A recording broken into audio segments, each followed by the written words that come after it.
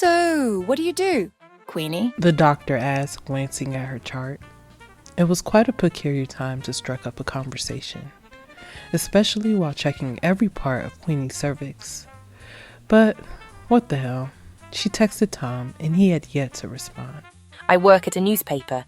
And this went back and forth until the doctor had this concerned look. And before Queenie knew it, 3 hospital members were all looking down there, all with these concerned, questionable faces. Queenie put her clothes back on and went back to the waiting room before she had to see the doctor again. Never, ever trust a Gemini man. It was Aunt Maggie speaking loudly, letting all the other people in the waiting room into their business. Gemini men, they are takers. They will take every single thing from you and they will drain you. Queenie had this assumption that bringing Aunt Maggie with her would be calming. Eventually, she interjected. But Tom was born in June. And with a quick retort. Exactly. And where is he, please? Queenie Jenkins, The nurse bellowed. Next thing you know, she's back in that bleach-smelling room. The doctor walked in. Queenie was unknowingly pregnant, and now she unknowingly wasn't. To say that was a shocker is an understatement. Maybe it was the frigid air in the room, or the news she received, but I'd say she had a flashback.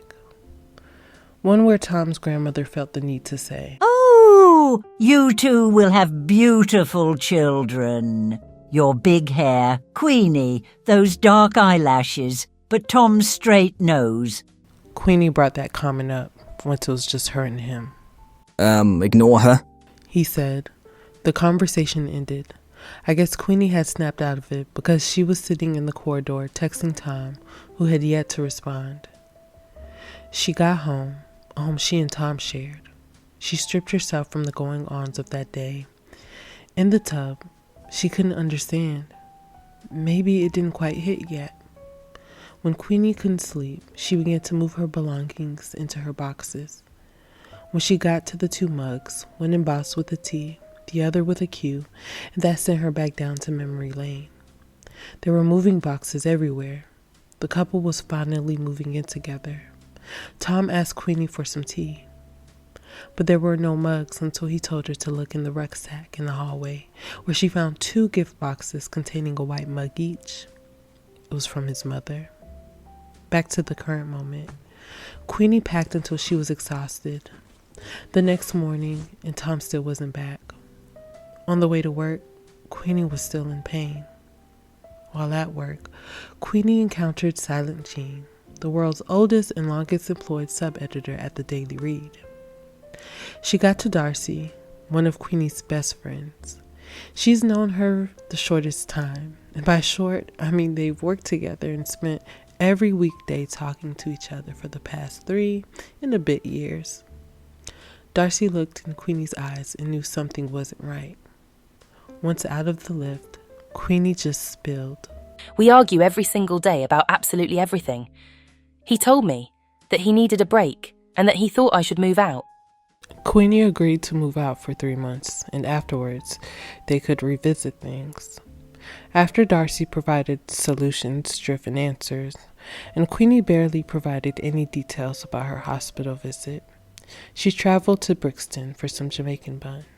A bakery she had gone to before felt like a distant memory, as it had been replaced by a neon sign-looking burger joint. The fishmonger across the street told Queenie the past owners couldn't afford the rent. I guess the realization of not getting that bun hit her. She stood at the bus stop while in pain. To her possible dismay, came Aldi, pulling up with his black BMW.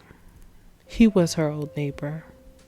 The way Aldi had been after Queenie, one would have thought he wasn't married.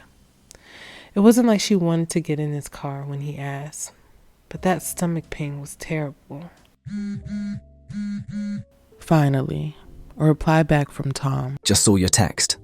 Not back tonight. Adi just kept talking.